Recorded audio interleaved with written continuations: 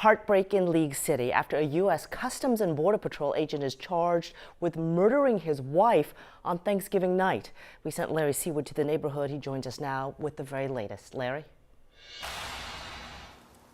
Sherman, neighbors had nothing to say on camera off it. They saw a friendly family with little more than happiness around their home here until late last night when it seemed half the League City Police Department swarmed.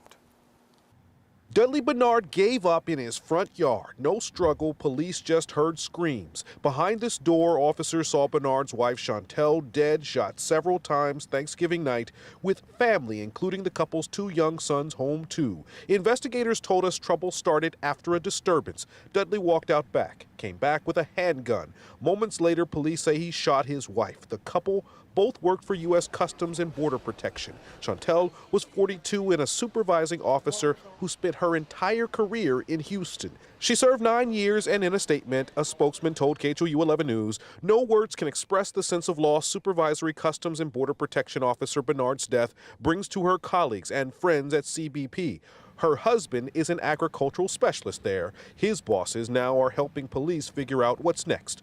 One of Chantel's close friends left a note on the family's door and told us the couple showed no signs of trouble. Neighbors, too hurt, too stunned to talk on camera, say the Bernards were open. Older kids nearby babysat the couple's sons. They also went to church with League City's police chaplain. This is a tragic event happening here in League City, and we just want to do whatever we can to help the family.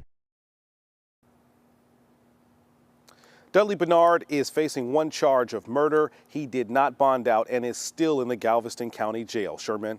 Sad story. Thank you, Larry.